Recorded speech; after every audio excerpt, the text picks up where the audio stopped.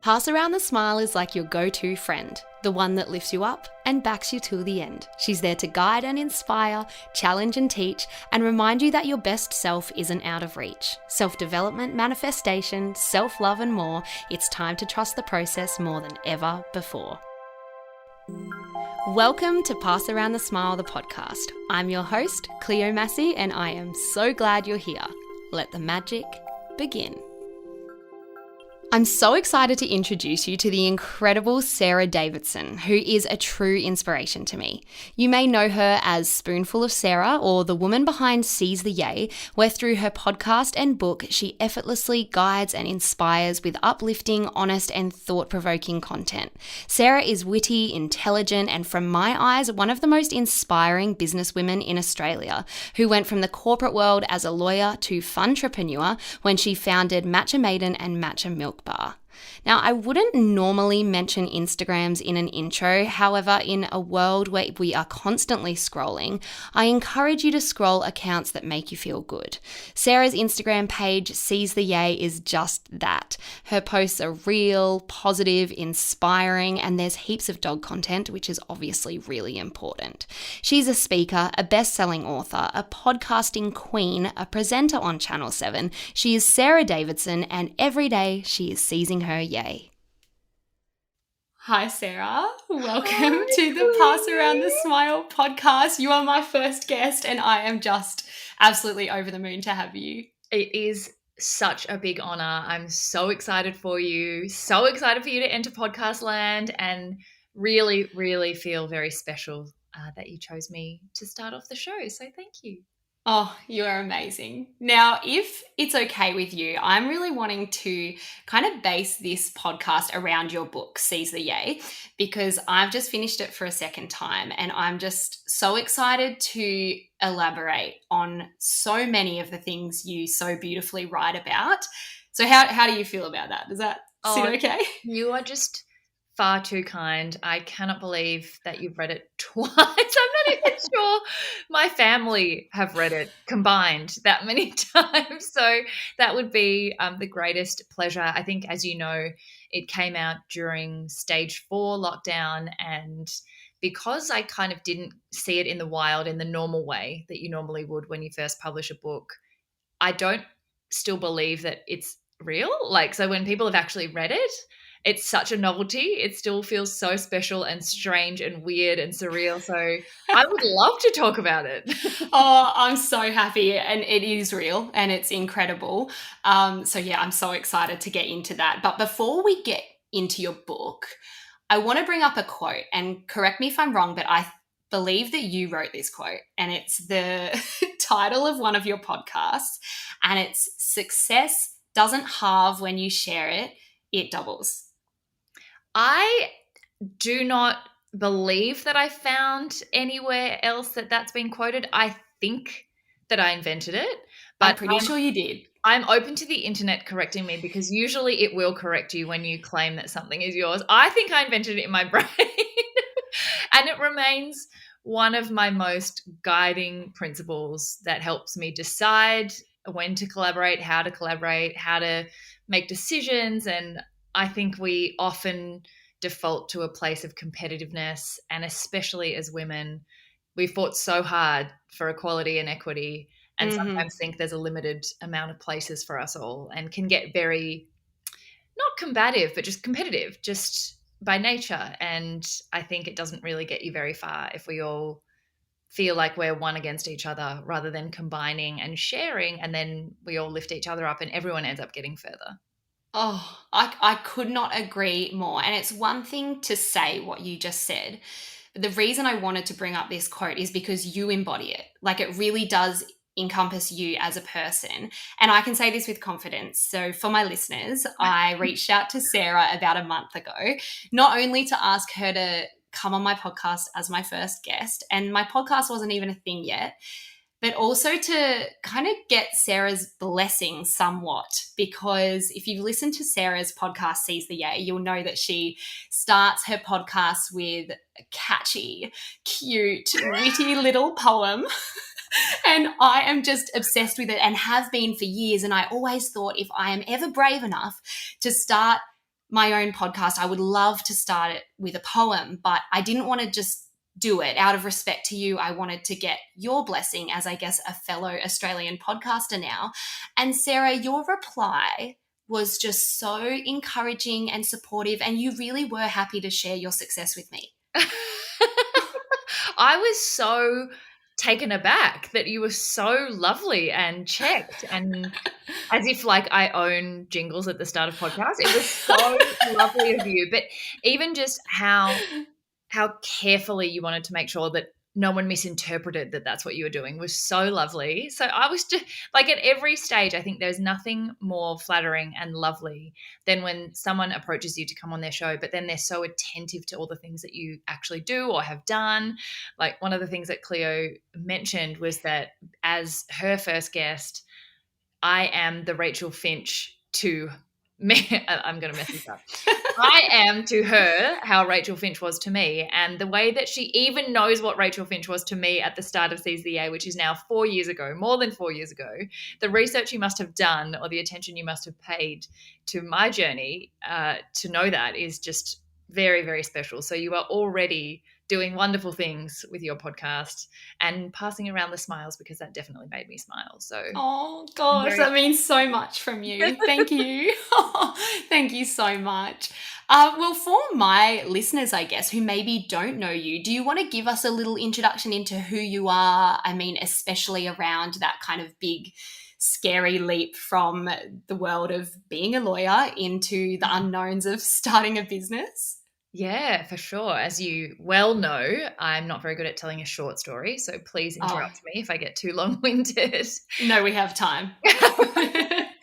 So I started off, as you mentioned, on a very conventional career path as a corporate lawyer, and ended up having a kind of big, unexpected sliding doors moment that changed my pathway dramatically and, for now anyway, quite permanently, in a wonderful, wonderful way. But I guess the best way to start the story is to go all the way back to the beginning. So I was born in South Korea originally, and adopted into an orphanage in South Korea, and adopted by an incredible Australian family when I was 6 months old, and then have since grown up in Australia. And I think that very early beginning has meant it's meant two things. Firstly, it's meant a lifelong belief in sliding doors moments and the magic of the fact that there could be something around the corner that you have no idea about that will change your life, that maybe you didn't even deserve. I was like a blob at the time, so I didn't deserve to be given another life or a better chance. But but for one small thing or one small action by someone else, or by not necessarily a person, just things that happen in life, things could be very different. So I've always been fascinated by how to bring on sliding doors moments. And then the other thing that it's really left me with is this really acute sense of gratitude for growing up in what I think is the luckiest country in the world, and all the amazing opportunities that we have here. So that's made me a very eager beaver. I've always loved to do everything and anything. I'm not very good at going slowly. I kind of describe myself as equal parts nerdburger and arty-farty. So I've always loved the academic side of school. I cried on day one of prep when I didn't get homework, but I also was like putting on concerts for my entire street and dressing up and writing songs and being really arty-farty as well. And I now think, looking back, that being multi-interested and multi-passionate makes for a really amazing life and so much broad experience along the way.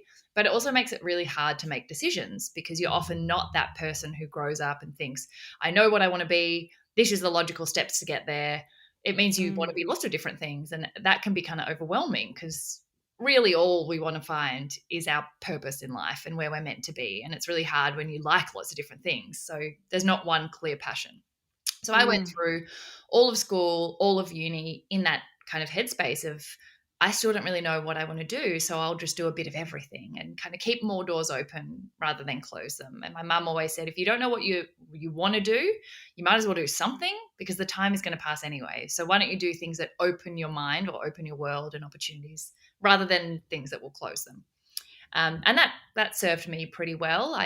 Now that I've left law, I often get asked, like, do you regret choosing law? And then do you regret choosing to leave it? And in both situations, I actually don't think I chose.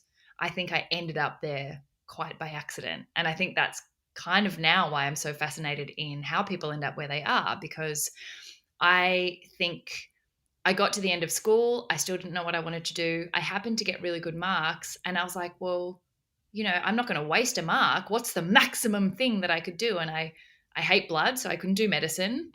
And the only, like in my brain at the time, the only logical other choice for me was law. So it was like by accident that I got on this, kind of conveyor belt of like, what's the next logical thing that I should do? And I chose that because it was sensible and because it was prestigious and because I got in and because I should, if I could get in, I should go. So much was dictated I should. Which doesn't mean that I had a bad time. I loved studying law. I did law arts. I did lots of languages. I got to travel, but ended up at the end of uni still not really knowing what that meant or what I should do. So again, I was like, well, everyone else who's finished law is applying for law firms, so I should probably do that too, because like, what else am I going to do? Again, worked really hard not knowing what for, but ended up thinking, well, I might as well try and get into a good law firm to start my career and then figure it out as I go along. I loved it. I actually really was gratified by how much learning opportunity there was. I was surrounded by the smartest people I've ever met. I got to travel. I worked in Hong Kong for a year. I got to pretend like my life looked like Suits and wear like fancy cute dresses and like pretend I was Meghan Markle and live the Suits dream, even though very, very small amounts would actually look like that. And I was one of those people who it ticked a lot of boxes. It was financially stable. There was a really clear ladder to climb. That's kind of satisfying when you're an A-type personality. And I still had so much learning to do. So I was never one of those people who left because I hated it. I actually didn't mind the long hours when the project was really exciting. And now I think I don't worry about people who are actively unhappy, because if you're really unhappy, it'll get so bad that you'll make a decision to change it. If you're just fine or you're good even, often you don't think of anything else because you're like, especially if you're grateful, you're like, I'm so grateful. Why would I look for anything else? Because I've already got something good. And we feel ungrateful to want something else, but you can be grateful and want something else at the same time. Oh, absolutely. I feel that. That is, well said. Which is difficult because then you don't want to be like an ungrateful millennial who gets bored too easily and wants more all the time, but you also don't want to settle in something and end up there for 50 years and then think, oh my God, I've wasted so much time and I could have been doing something that was better. So I never would have left. I would have been on that productivity conveyor belt, I think, and finding ways to enjoy and learn. But the universe had wonderful other plans, as it turned out. And I went, again, I'm so sorry. This is not a short story. No, but it's good. So many words of wisdom in between. I love it. My now husband is the opposite of me. He's never had a job. He likes to say he's always been an entrepreneur, and his company is a creative agency, and he'd supported an incredible campaign with the youth, YGAP, the Youth Generation Against Poverty. And we went on a sponsors trip to Rwanda in my first year of law and spent a month in a small rural town in the Mahanga district. And it was as transformative as you can imagine, but not in the ways that I expected. So I thought, being born in an orphanage in particular, that I would feel overwhelmingly grateful for everything we have in Australia, which of course is one intellectual response that I had. But the bigger surprise was I saw people and communities that had no markers of success in the way I understood success. So, financial growth, promotions, titles, status, all those things that I'd come to value or come to use as metrics for my life, they didn't have those things. And yet they were maybe happier, or at least happier in a less burdened way than everyone back home. And that was so confusing because I was like, wait, I thought success is happiness. Like, what is going on here? So that was the first time I separated success from happiness. They're related, but they're not the same thing. And then the second thing I brought home was a gut parasite, which was really fun when I lost 5 kilos, but when I lost another 10 and then couldn't get up and then collapsed at work and ended up with adrenal fatigue, it ended up not being a very fun time. But in the process of recovering, I was banned from coffee. I got sent to Hong Kong with the law firm after I went back to work, discovered Matcha green tea powder, realized it's an amazing substitute. It's still caffeinated, but a lot gentler on the body. Nick and I couldn't find it when we came home to Australia. We bought some. It was 2 million serves too many for 2 of us to drink by the use by date. So we thought, as a hobby, we'll sell some, and accidentally started a business, which then started off the entire 7 years that's happened since then. The universe really does work in mysterious ways, doesn't it? Wild. wild. Oh my gosh. So before we move on to the next 7 years, I guess, I want to chat a little bit more about what you were saying, success versus happiness. Talk a little bit more about that and yeah, how you kind of see it. I think I spent a lot of my earlier years really conflating the two and thinking like if I just get these things that are successful, if I get really good marks, then I get into a really good job or into a good uni course and then into a good job, that would make me happy, or that is Mm, what happiness looked like. It was, and of course, I mean, having a stable income, having great opportunities to learn, great mentors, like that helps with happiness. But the mistake that I think I made and a lot of people make is you think that's all you need to do for happiness. Like that will fill yeah. all of your cups and you'll be great and have a great life. But I mean, all you need to do is look at Hollywood, where they have more money than they can ever use in a lifetime, and Mm, often are tormented. And, there's so many drugs that, like, it's a clear example that that's not the only part of the equation. yeah. Yeah. So Africa was really the first time of me thinking maybe they are related, but maybe I need to work on like being fulfilled in what I do. Maybe happiness is money helps happiness, but it's not the only part of your identity that can make you happy. Maybe there's like legacy. Maybe there are hobbies. Maybe there's a reason why people have hobbies that aren't money earning, that aren't financially measured. Like I just had never really allowed myself to ask, is this the thing that really lights me up? Am I like so excited about it and Mm, again, I think one of the things that's changed a lot in the last couple of years for me is I don't mean you have to be happy in your job all the time. That's a mm, mistake I think a lot of us make too far in the other direction, that we think, oh, if I'm not happy all the time, then I shouldn't be in this job. That's not the case. Work is called work for a reason, and generations before us would laugh at us millennials all being like, I quit my job because I wasn't stimulated. Like it just was like yeah. a little bit boring. It's a job. You've got bills. Like there's a part of work that is not always going to be 100% happy and joyful and the best thing that you want to be doing all the time. But that doesn't mean that you're meant to have no joy in it, or no stimulation, or no fulfillment, or that you can't at least choose among many different pathways. You can choose the one that suits you the best. Like maybe Mm, you're not suited to a corporate job, or maybe you are really suited to a corporate job, so maybe business isn't the right thing for you. Like I just think that my relationship between success and happiness has been, once upon a time, success and financial driven metrics drove all my decisions, and happiness yeah. was like a side effect that I'd kind of measure every now and then and be like, yeah, but I wouldn't Mm, really even think about it. I just thought I was happy because I got the promotion, like tick. But you were happy enough. now I'm like, actually, if you make more decisions based on what suits your particular skills, your particular interests, your particular passions. Your pathway isn't meant to look like anyone else's, whether it's considered successful or not. We're all meant to Mm, do different things, and there are pathways that suit you better and pathways that don't. And if you veer a little bit more towards what lights you up and what you're really good at, you'll usually be better at it because you're more excited about it. But also, the success kind of comes naturally when you're choosing things that you're really excited about and that you're good at.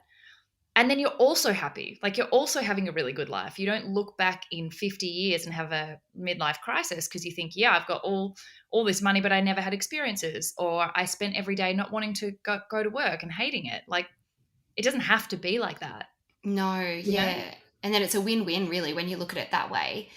I think I really liked what you said as well, how you were kind of looking at external things to somewhat complete you. And I think we're all a bit guilty of that, of putting conditions on our happiness. Like, I will be happy when I reach this amount of kilograms. I will be confident when I have this much in my bank account. But happiness isn't external, it's internal. And I think I can relate to you as well with being happy enough being happy enough. Like I thought Yeah. being happy enough was enough, but it's Yeah. not. And yeah, Yeah. like we're not saying to people you have to be 1,000,000% every day happy and fulfilled. That's not attainable. But happy enough is not enough. Like Yeah. I was happy enough for so many years in the acting industry because I thought that's what I was meant to do. And I was continually just getting smacked in the face and it was awful. But I was thinking, no, this is what I need to do to get where I need to be. And that wasn't the case at all. Yeah, it's really interesting though, because I'm not, like, I won't put words in your mouth, but I also think that happiness is, I have always looked at it until recently as like this destination that I'm supposed to arrive at. And then I did that. I left corporate. I did the thing. I took the leap of faith and I jumped towards happiness. But then I thought I was at the destination. So I was like, oh, pat myself on the back. I've left the comfort zone. I'm never going to have to leave the comfort zone again because I'm at the destination of happiness. You've arrived. Yeah. I've arrived. But then what happens is you settle and you become comfortable in that new level and you're like, wait, what's wrong with me? I'm at happiness and I still want more. Like, what's wrong with me? I'm at happiness. I've reached the peak. The destination. But like, that's the point. If we all had this one static point of happiness and then we arrived at it and we arrived at it early in our life, like, what the fuck are you going to do for the rest of your life? The point of it is the journey. And the point of it is that I used to see happiness as like this static image, like this picture. You arrive there, you frame it at that point in time, it stays on your wall forever and you never have to do anything again. That's what I thought I was writing on. I was like, I'm an entrepreneur. Like, I'm amazing. But then I realized it's not, it's a jigsaw puzzle. It's always evolving. You are adding pieces that you were missing and you're getting rid of pieces that you don't need anymore. And every new chapter and experience, you're like adjusting it constantly because what you want and what's happiness at 30 is not the same at 40 or 50. And what you wanted at 20 is definitely not the same as what you want at 30 and 40 and 50 and 60 and 70. And so I also think that that often makes us think that if you did an acting career and then you left, that was a waste of time. But I don't think so at all. It was just a different jigsaw puzzle. It was just a chapter for that time without which you couldn't be where you are now. So nothing is really all absolutely. It is empowering to look at it that way because there 100% were times where I was like, this was all a waste. But I would not have started Pass Around the Smile if it wasn't for the negativity I faced in the film and television industry. So thank you. And it makes you who you are. Like nothing is a waste if you learn something from it. And even if what you learned is what you don't want to do, that's a lot more information than some people have. Some people don't know what they do or don't want to do. So really, if you're getting more of your jigsaw puzzle figured out, you don't need to see anything as a waste, which I think actually it's a choice of how you see what the stages of your life mean. But I prefer not to have kind of regrets or not to think that I've learned from every chapter and to believe that every stepping stone led me to where I am. And it helps you a lot, I think, be happy with where you are and understand that if you're not yet where you want to be, that's okay. You're just on the staircase. You're getting there. Like each thing is getting you closer. Oh, I love listening to you speak. You're amazing. It would start to take us through the next 7 years now. Okay, so we started the business by accident, very much as a hobby on the side. And this is the bit that gets me so excited because I think you really believe when you're on the outside, like just before we started the business, looking at other businesses from the outside, it's so easy to glamorize everything, to like believe that, no one else could. How could anyone start a business? Like they're so scary and overwhelming and big and glossy and amazing. But really we were like packing in our undies in a friend's commercial kitchen with shower caps on because we were just so DIY. We bought everything off eBay or Alibaba. Like we Googled everything. It is so DIY. It is so much easier. Like honestly, I now say to everyone, the doing of the hard stuff, whether it's to start a business, whether it's to apply for a promotion, whatever that scary next thing is for you, it's never the doing that topples anybody. The actual doing of the task, someone could just make you a list and you could just do the stuff. You could Google how to start a business, how to register an ABN, how to buy stock, what to put the stock in. Like you can do all that. It's the brain game of like, what if I fail? What if I look silly? What if it doesn't work? Oh my God, it's all the mental chatter. But looking back at how we actually started, I'm still flabbergasted that that's all we had to do was just start packing the stuff. We already bought the stuff. We were stuck with it. And maybe because we weren't taking it seriously, we didn't have as much self-doubt because we were like, no one even knows it's us. Like, this is kind of fun. It kind of helped. That naivety kind of helped us get started. Yeah. So you were like surrendering without even trying. Yeah. It kind of was like the perfect recipe because we had no risk. Like we'd already bought the product. We had to get rid of it somehow. Yeah. Anything was a bonus. And now I kind of try and replicate that approach. If I can just sell one bag, or if I could just do one episode, or if I could just do one, get one customer, that's all you ever need to deal with, because before you get 100, you need one.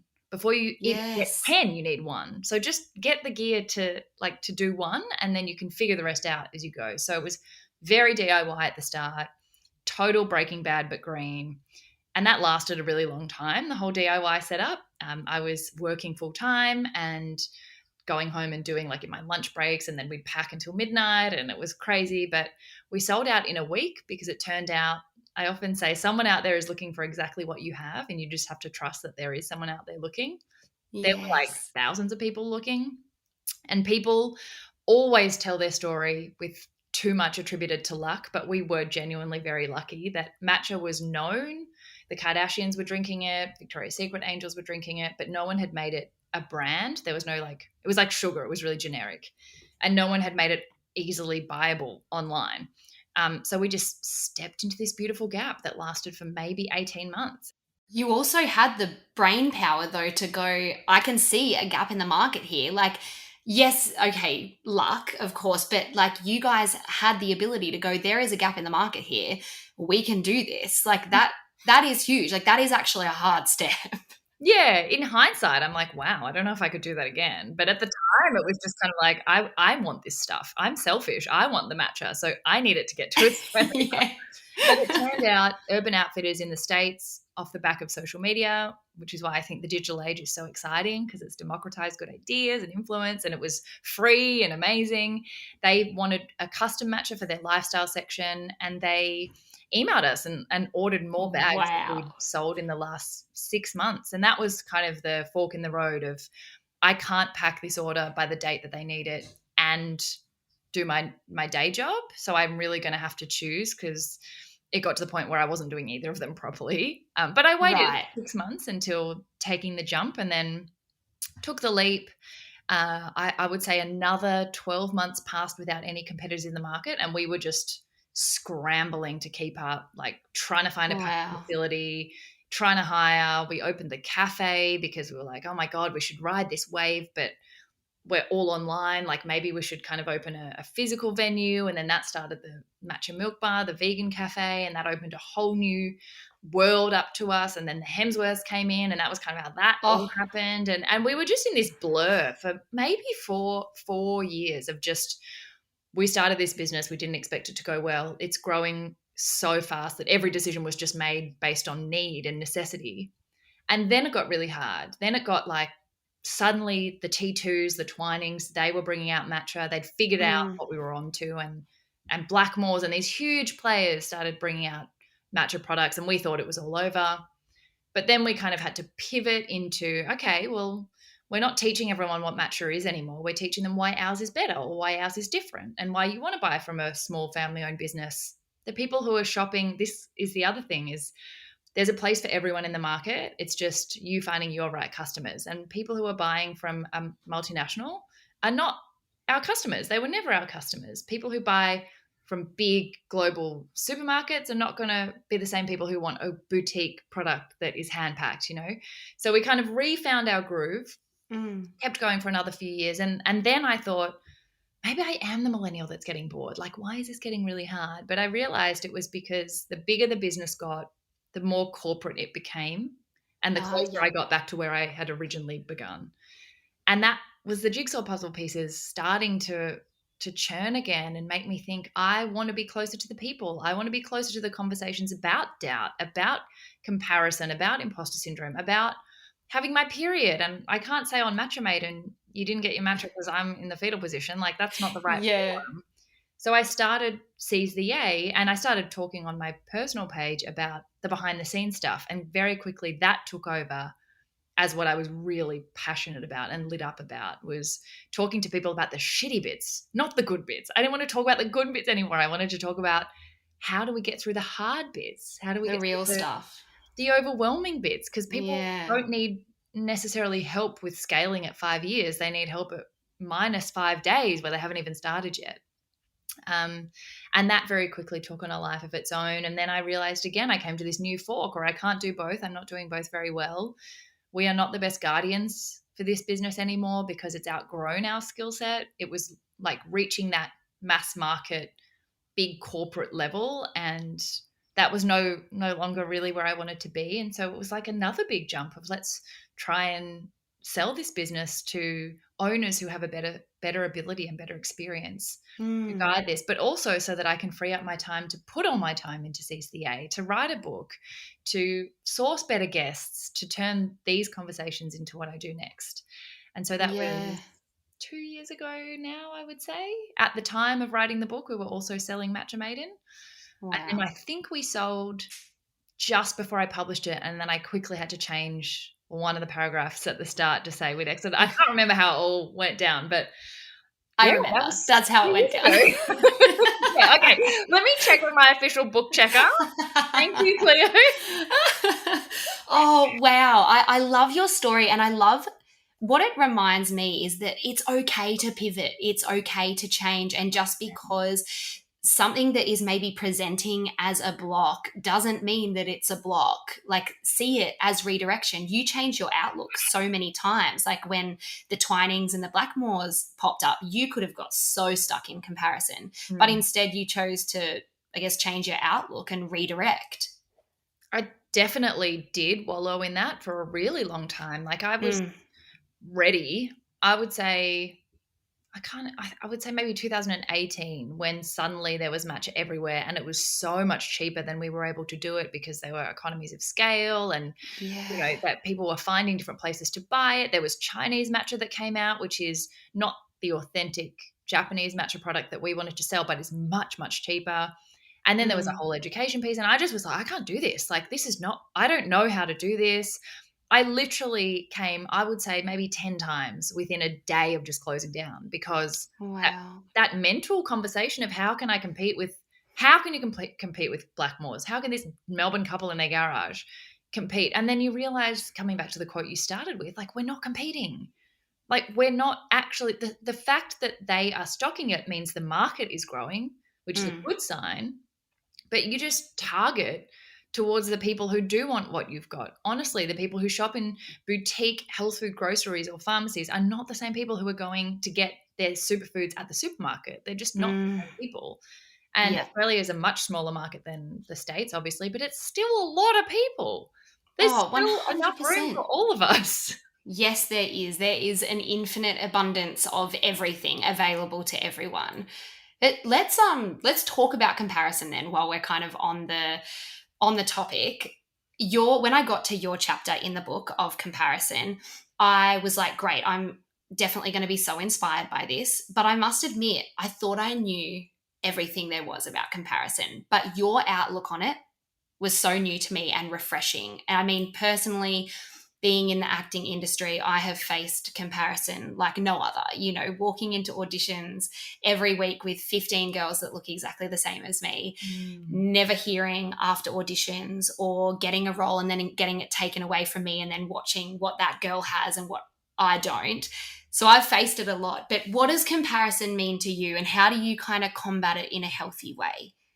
Oh, I think it's just one of the hardest areas to manage. Like, self-doubt is often based on your skills more than, well, I don't know how you guys do it in your industry. Honestly, it is so brutal for everything to be judged, not necessarily on your skills and purely what you look like. But I think the self-doubt conversation is often driven around your skills and your abilities, but comparison is not. It's like so irrational. I mean, self-doubt is irrational too, but I feel like comparison is just, we get silly. Like, we literally spiral. We get so silly. We start comparing the stupidest things that are so not relevant.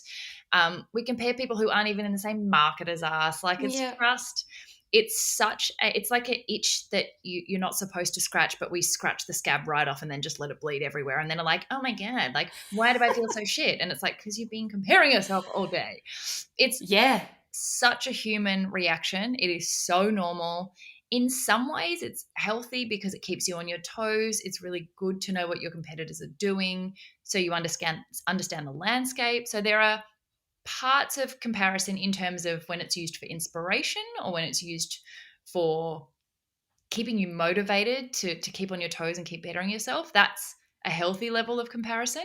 Yeah. And you will always compare yourself up and compare yourself down. Like, that's just, it's a natural way of measuring kind of where we are and situating ourselves in society. But I think the really dangerous part is when you are only comparing yourself upwards to people who are at different levels in different circumstances, and you let yourself feel like crap. It literally, that quote about comparison being the thief of joy is the main way I summarize comparison. It most of the time makes you feel crap about yourself. It most of the Yeah. time robs you of celebrating and appreciating how far you have actually come. We very rarely flip it the other way around and compare downwards. Not that that's nice to do either, but we Yeah, will yeah. only allow ourselves. We'll never go, look how well I'm doing compared to that person. We'll only go, look how shit I'm doing compared to the person above us.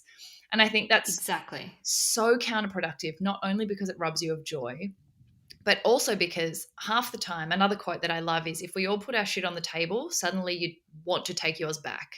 You look at everyone else's and you'd be like, whoa, if that success comes with that stuff, like I prefer my situation, because you never know what you're comparing to. It's fruitless because you literally are comparing to what you see on the internet, what they choose to let you see, which is the highlights only. You never know what's going on behind the scenes, but also it's irrelevant because what does it achieve?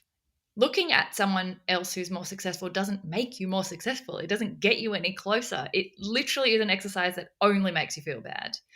And so I feel like when you're starting to spiral, you can feel it, and we just don't get strict enough with ourselves to stop it.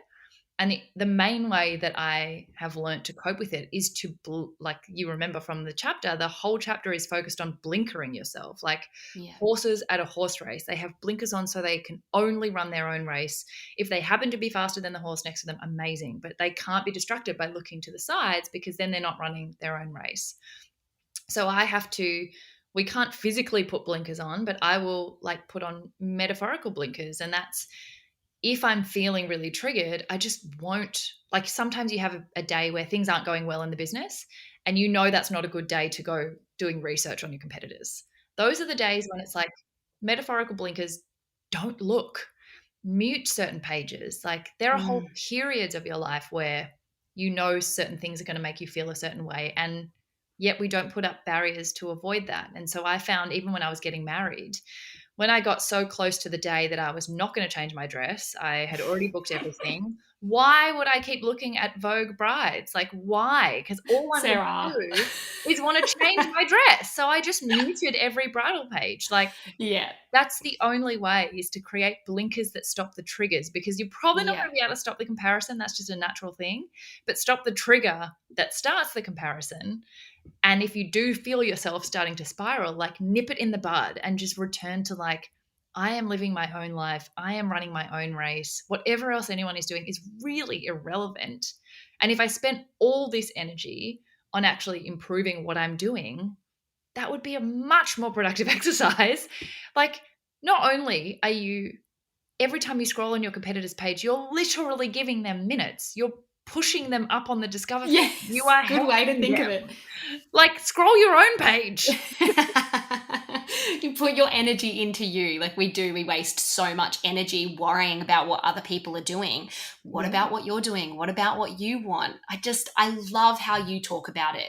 It's so refreshing because you talk about it in a way that's like, you don't have to completely resist it. You don't have to fear it. And you talk about imposter syndrome in the book in a similar way, where you don't, like I personally, until reading your book, always resisted imposter syndrome and tried to put it away. But speak to us a little bit about this chapter. And maybe also I was practicing with my husband Luke, and he was like, you should probably say what imposter syndrome is, because like a lot of people don't actually know what it is. I didn't until about a year ago, even though I had felt the effects of imposter syndrome for my whole life. So give us your take on it.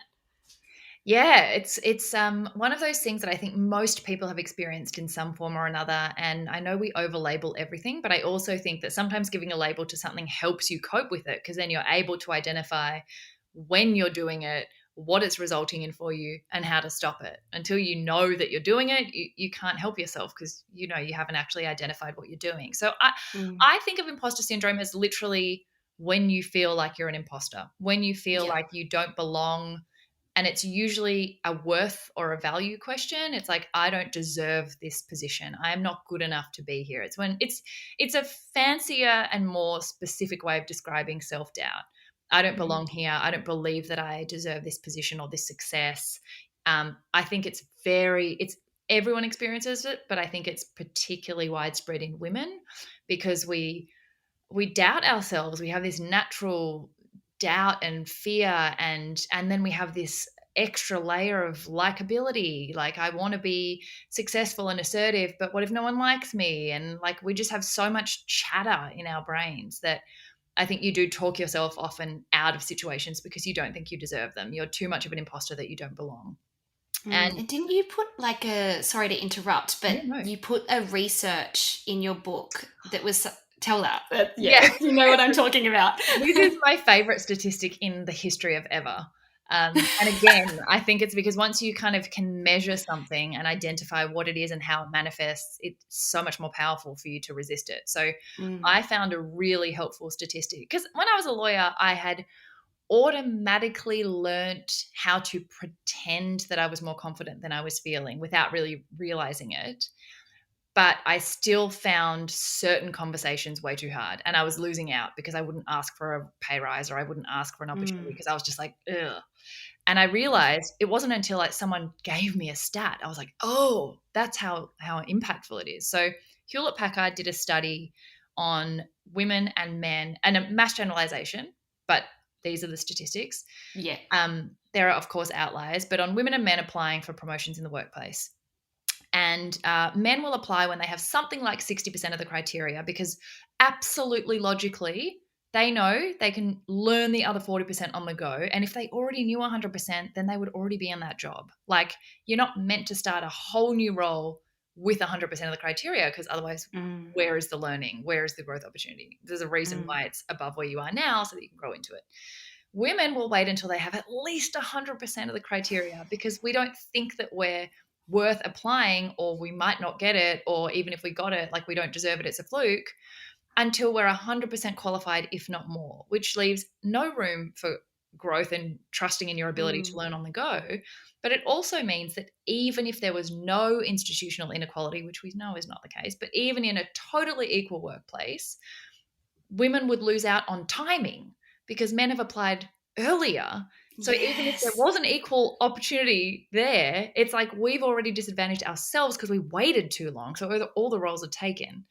And I think it reminds me that, gender aside, but particularly as a woman being aware that that's my default, that every time you let imposter syndrome control your decisions that much, you're losing out based on everyone else who's figured out how to get through it. And not that they don't feel it.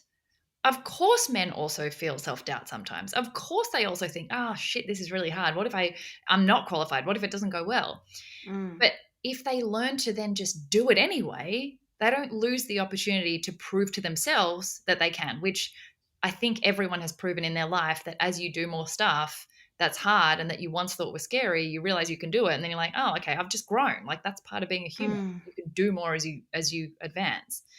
So what I've learned, and that's similar to what you said, is that I used to really think any imposter syndrome was then like the worst because, obviously I'm like not confident enough and I haven't done the work enough and I'm still failing on that front because I still feel nervous before I speak or whatever.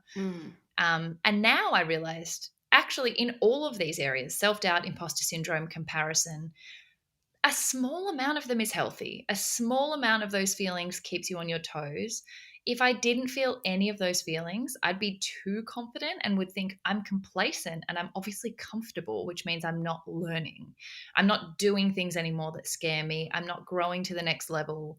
There are absolutely chapters of your life where you don't need to be growing. You don't need to be growing all the time. And that's also a mistake we make and why we get burnt out, because we don't accept that there are chapters where you just chill the fuck out. Like, you're going through some personal stuff, like work growth is not your priority. You just need to survive. But in most cases, I don't want to get so comfortable that I'm not nervous or I'm not invested in doing a good job. So a small amount of self-doubt, a small amount of humility and concern to doing your best job and bringing your best self is healthy. But then the rest of it, You can feel it, you can acknowledge it, but push through it. You've got to do the thing anyway and give yourself a chance. And it's the same with another quote I love is, if you don't ask, it's a no. It's already a no. You've given Yes. yourself a no. But if you ask, even if you're scared, even if there's a 50% chance it will go badly and you'll get a no, there's a 50% chance that it will go well. Exactly.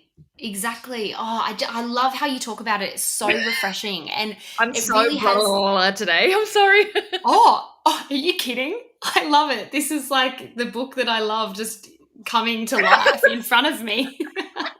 I'm more eloquent in the book. Today I'm like, I don't know what's wrong with my brain. No, are you kidding? This is perfect. And I just, you've given me a different outlook to all of those things, comparison, imposter syndrome, to not fear it. Like the minute it comes up, I am beginning to like embrace it a little bit and allow it to give me some power, I guess. And so thank you. It's really empowering. And speaking of power, in the book, you talk about the power pose. So when we are feeling like we are losing our power and that we're a bit powerless because of imposter syndrome or comparison, what do we do? So this is a fun one. Julie Stavania from Star Runner, the original co-founder who became a very good friend, was one of the first podcast guests ever, told me, I think it was my first big speaking gig ever, where the imposter syndrome and self-doubt were in overdrive. I was speaking with people I never thought I'd even meet. Someone took a huge risk and gave me a microphone, and we were side stage, and she said, there's an amazing TED talk by Amy Cuddy that talks about the power pose and the fact that when we're feeling nervous, we often shrink our shoulders.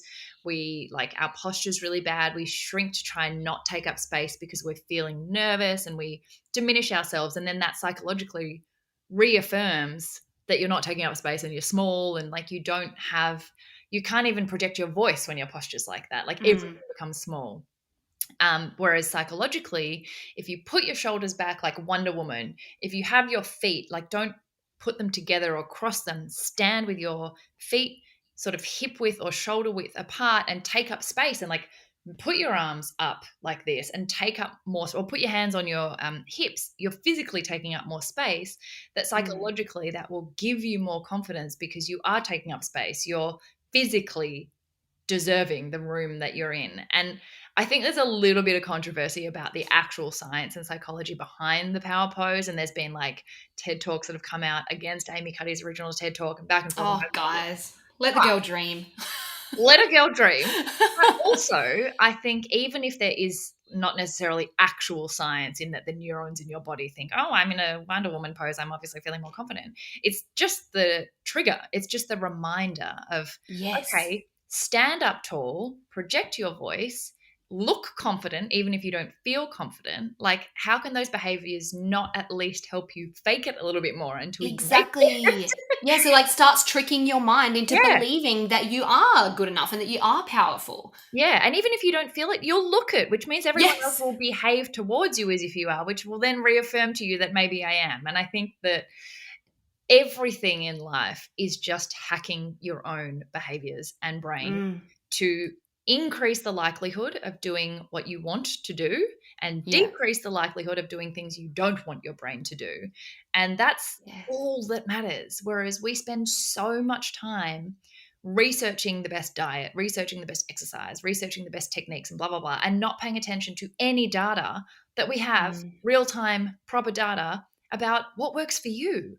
Like some people, the power pose is like the biggest shit ever that will never work because they hate standing that way. They're uncomfortable. Like for some people, that's just not going to work. They don't take physical cues. They take visual or audio cues. Like some people need to whisper things to themselves. Some people, like Lisa Messenger, listens to house music before she goes on stage. That would distract me. I love house music, but that would make me party Sarah. I would forget all of the things I wanted to say. And I think we just need to figure out what hacks work for your brain and your defaults and your strengths and your weaknesses. Where are the places that your brain goes? What stops your brain doing that? And that means it's going to be different for all of us. Like there's some weird shit that I do that helps me that I'm like, I'm not even going to tell anyone else about that because that is not going to work for anyone else. But it's I love it. alarming how little time people spend on researching themselves and then working Yeah. out what works. They just copy, oh, well, she did that diet, so that's going to work for me. Why? Your bodies are completely different. Yeah. Take time to figure out you. And on kind of the other end of what we've been talking about, so we have been talking about kind of feeling powerless, but what about when we do the power pose and we are feeling really powerful and we are moving ahead with our blinkers on in our own lane, we're feeling incredible, and then we kind of get that feeling of dimming ourselves down to make others comfortable. And I want to read out a little passage from Seize the Yay. I don't mean to be dramatic, but I think it's one of the best things I've ever read. But just, okay, everyone listen. I bet all my listeners right now, you're going to agree with me. Okay, so it says, even if someone isn't necessarily a hater, but simply isn't supportive of what you are doing, you should never let this dull your sparkle simply because it's shining in their eyes. Often, people withhold support because you are defying the limits of what they believe is possible, but it's not on you to drop back to their level to bring them comfort. I just recorded you doing that because it was so beautiful. That, honestly, I could not relate to that quote more. I've really found that in the last couple of years, when I have finally found my happiness and I have been feeling really fulfilled, that I'm really careful with who I share that with. But that makes me sad in itself because I should want to share it with all the people that I know. Talk us through this beautiful passage. Yeah, I think it is really hard when you've had a big revelation and a big life change and a way to change the way that you approach scary, hard things in life. And then that starts to reap a lot of benefits for you because people who are not in that place, even if they, like I said, like don't want to detract from your happiness, even if they're not happy for you, I think sometimes when it's still foreign to them or you move into a world that they don't understand anymore, and not everyone can come along with you on that journey. And that means your friendship groups change a lot. Like obviously there will always be a very small minority of people who are actively not agreeing with what you're doing, and you're not going to be for everyone, but then there's just a whole bunch of people who you grow out of or grow sideways from, and that's really, really hard because you do want everyone who loves you to be happy for you, but you've also got to remember everyone has their own self-doubt, their own comparison, their own stuff going on in their own brain, and our lives are so busy and overflowing that like it can be really hard to adjust to the fact that not everyone is kind of coming along with you. Yeah. But I think the quote that I think I use in that, or somewhere around that chapter in about the people piece is people will be in your life for a reason, a season, or a lifetime. And you will have friends that are there for you the whole way through for every version and chapter of who you are. Then you'll have people who are in your life for a reason that's time specific, or in your life for a season when your lives match and when your lives are compatible. And sometimes when you take away the common ground, like a lot of my corporate friends, I'm not friends with them anymore, but our lives just Yeah. don't fit together. We're on such different schedules. Our priorities are so different. We literally don't have minutes where we're free at the same time. Our common ground was sharing a career and a day-to-day. And without that, the common ground is sort of not as strong.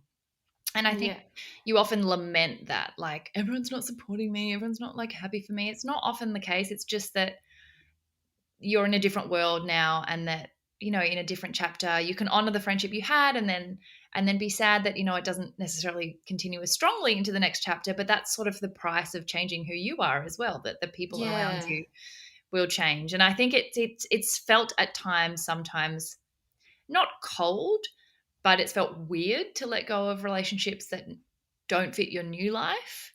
And it's hard sometimes because then you don't want to feel like you're the person who's like, oh, I'm all good and happy. I'm in this happy place, and like you just don't fit in that anymore. But Yes. literally you have a certain amount of Exactly. minutes in your day, and like if people can't be happy for you and can't enjoy it, there's also like a huge amount of resentment that sometimes people have when you are really happy, if they're not really happy and they haven't gotten there yet, and it's really confronting for them. Like that's also very natural in human behavior. Yeah. So there's a lot going on around any kind of big change in your life, and I think patience and compassion for yourself and for everyone else is really important. Yeah, I think, yeah, compassion definitely. And like, what is your advice, say, if someone is feeling really good and really amazing and they do start to quiet themselves down, whether it is with family or colleagues or even strangers? What's your advice when we have that feeling of, I need to be like, I used to get it even in social situations. Like, I remember I'd come home and I think, I was too loud. Like, I laughed too much. I was too much. My energy's too much. And like, I think back and I'm like, oh, little Cleo, you're fine. But, Yeah. you know, so what's your advice when people are feeling like that? It's such a hard one because it is so common for you to, when you know that someone is not having a good time, you don't want to like shove it in their face that you're so happy Yes. and you're having the best No. one. So I think there is definitely a reasonable amount of curating what you talk about and how you talk about it to Mm-hmm. match the situation that people are in your life around you. Yep. But if you are constantly finding that you are dulling your sparkle and really curtailing or restricting the parts of you that are the most special and that are who you are, that's probably not a relationship that is conducive to like where you want to be, because Mm. it's hard. We're wearing a lot of masks all the time, but to be constantly like shrinking to make other people comfortable, maybe they're not your people. And that's, again, Yeah. really, really hard to confront. It's really, really difficult, particularly if you didn't expect it from that person or you still have a lot of love for Mm. them and there's not anything overt. It's just this constant feeling of having to be someone else. Like, we spend so much time working on ourselves. It's too hard to also be wearing different masks and being a different person for other people Yes. else around you. So Yeah. And I guess I should mention too that there might be some listeners going, yeah, but I can't get away from these people who are making me, you know, feel a certain way. Like, they might be colleagues that they work with yeah, every single day, or parents, or, you know, I don't know, siblings. So when you can't kind of love and leave that yeah. relationship, any advice around that? And then we're going to get to our last section of pulling a card. Yeah, I think that's a really, really difficult situation. And that is one of those times where giving people advice like, never let anyone dull your sparkle, is like, it's my mum. Like, I can't Yeah. not be her daughter. Yeah. So that's not helpful. And there are really times in life where that kind of advice is not useful and is not practical. Mm. And I think the best advice in situations like that is, there have been a lot of people I know who have moved into business and have not even told their family until it's successful, because they can't do the Wow. pitch, because there's enormous family pressures. There's a lot of parents or family members who grew up in very different times, who have very different values. Our generation is in a weird time. The world is changing very quickly. Things are very different, and no Mm. other generation is used to that and what that means. um, and I think it's superficial to say never be smaller or never curtail parts of yourself to hide from other people, because there are situations where you do sometimes have to take a risk and you do sometimes have to hide what you're doing. Like, I didn't tell anyone at my law firm for like at Mm. least a year, Yeah. because I Yeah. couldn't. I was still working there. Like, and I didn't want the worlds to collide. I liked that Yeah. they were separate. So that wasn't really dulling my sparkle. That was just making a judgment based on how I felt. And I think there are many people who have had to pitch their life change to their parents or family after there are some positive data and stats to sort Yeah. of pitch with. And I think that's okay. I think we all have different lives and we all have different situations. And I think the more dangerous situation is when you're in a voluntary friendship that you can control and you are still Yes. constantly making compromises to be someone who is making themselves or their successes smaller because you don't feel celebrated. If you're in a situation like I often say, you're the sum of the 5 people you spend the most time with. That does not Mm. include your secretary or your train driver, because you're with them. You can't choose that. Like, that's not what we mean. We don't mean those people. We mean the voluntary time that you spend when you're actively choosing and controlling that. That's the 5 people that we're talking about. So I think within reason, don't let Yes, I anyone dull love your that. sparkle. But I think that's what your, like, the little passage I read out, it embodies all of that. Like, it's just the perfect little passage. I just love it. Okay, so with my guest episodes, I am either going to start or end or whenever, pull a card from my deck. Today we're using the guided affirmation cards, and I'm just going to trust that the card is either going to come out for you or for me or even the collective message, and we're just going to spend the last few minutes kind of chatting about what that message might mean to us. Ooh. All right, let's see what comes out. We've got to trust the process here. All right. Oh. This is so... I knew a card was going to come out that like just aligned to our episode perfectly. So we got the growth card. It says, each day brings new opportunities to grow into the person I want to be. I am planting seeds for my future. So maybe this is like a message for those listeners who don't feel like the seeds that they are planting are blooming yet, but like your story, Sarah, is so inspiring to see that the accidental landing in law also led to you accidentally finding Matcha. Like, what do you feel? What do you feel around this topic of growth? I feel like that's the card for That's what the we're card. talking about. And I'm never surprised anymore. There's magic in these decks, I swear. So much. And I love that seed reference there, because I think there's a quote in, the little flip books that I have. Yes, love them. VA ones. There's also one that's I can't even remember it, but it's something about like the seed you plant today is the fruit you eat tomorrow, or something like that. But it's it's something about the idea that like you don't know often what you're planting at the time. Like I spent, I would say, 15 years of the journey that I can remember as a autonomous decision-making adult, planting seeds in all different places and not knowing where they were going to be relevant. Like you just got to keep planting. Like you don't know where they're going to be relevant. I started going to Business Chicks, League of Extraordinary Women, all of those things when I was at uni. Like I wasn't even a lawyer yet. I hadn't even entered the workforce, and I still was like, maybe one day I want to be in business, or at least I want to be around people who are in business, or maybe I want to be the lawyer for those people, or I don't even know. But like I would voluntarily go and spend money on buying tickets and time on going to these things, because I was like, that's a seed. Don't know where it's going to end up. Years later, when I'm like emceeing for Business Chicks or something, I get to tell the story of the fact that this seed was planted like a bajillion years ago before I even knew what fruit would come out. But that's the point. Like growth is a question mark. Yes. It isn't like at the same time.